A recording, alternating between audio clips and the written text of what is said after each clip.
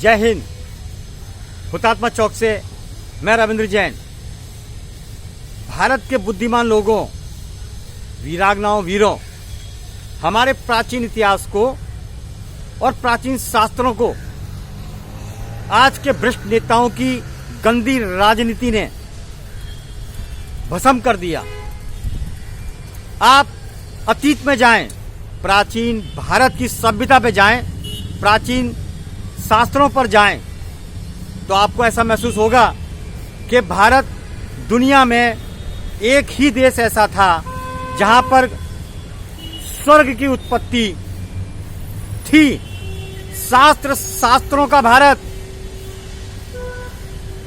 संतों का भारत, वेद वेदांतों का भारत, ऋषि मुनियों का भारत, ऐसी परंपराएं थी। हमारे भारत में यज्ञ वेदों के द्वारा वातावरण को संपन्न किया जाता था, सुरक्षित व्यवस्थित किया जाता था, निरोगी बना दिया जाता था। किसी प्रकार की कोई आपदा, कोई संकट हमारे भारत के ऊपर न आया था उस समय, न आता था। ऐसा विधान था हमारे प्राकृतिक शास्त्रों में।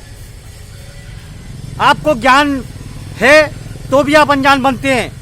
हमारे शास्त्रों के माध्यम से दुनिया आज विश्व के अंदर सबसे आगे हो चुकी है और भारत सबसे पीछे हो चुका है। इसका नतीजा हमारी लालची प्रवृत्ति, हमारा लोभ, हमारा अज्ञान और हमारी अय्याशी। इसमें सब गलतियां आपकी और हम सबकी हैं कि हम अज्ञानवश, लोभ के कारण हमने अपनी प्राचीन विरासत को विदेशियों के हाथों बेच दिया, चंद पैसों के लिए, दारू की बोतल के लिए, शान शौकत के लिए। हमने अपना ईमान, अपना धर्म, अपने शास्त्र, अपनी शांति खुद अपने हाथों खत्म की है। भारत की जनता जिम्मेदार है। देश के नेता तो भ्रष्ट हैं, वो तो कस्में खाते हैं तिरंगे की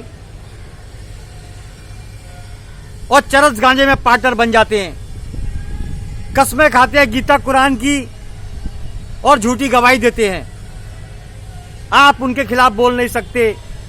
गलती से बोला तो आपकी लाश मिलेगी दूसरे दिन, क्योंकि कानून का गलत उपयोग करने वाले हमारे भ्रष्ट नेता पुलिस के जरिए आपको फंसाने का काम कर देंगे, आपको निपटा देंगे।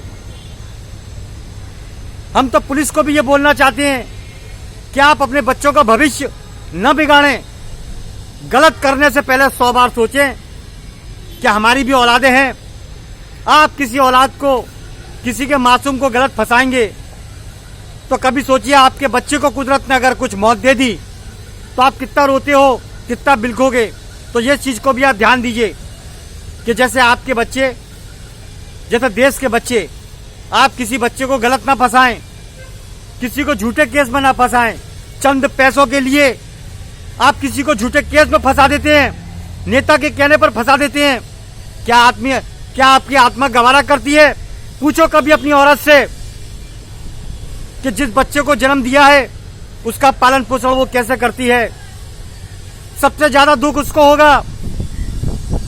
बच्चे को अगर कुछ हुआ तो मां की ममता को तार तार ना करें, क्योंकि आपने भी मां की कोख से जन्म लिया है। मैं सभी से बोलना चाहता हूं, मां को लज्जित ना करें, मां के नाम को शर्मिंदा ना करें और कायदे कानून से अपने देश की व्यवस्था को आगे बढ़ाने का काम करें, क्योंकि देश में जीने का अधिकार सभी को है। हर रोज काले कांड सुनाई पड़ते हैं, हर रोज की हेडिंग होती है भारत नशेड़ी, भारत नशेड़ी, भारत नशेड़ी। तो क्या नेता और एजेंसियां गोटियां खेलती हैं? ये नेताओं और एजेंसियों की पार्टनरशिप है। माननीय सर्वोच्च न्यायालय इनकी पार्टनरशिप है। अन्यथा परिंदा भी भारत में पर नहीं मार सकता।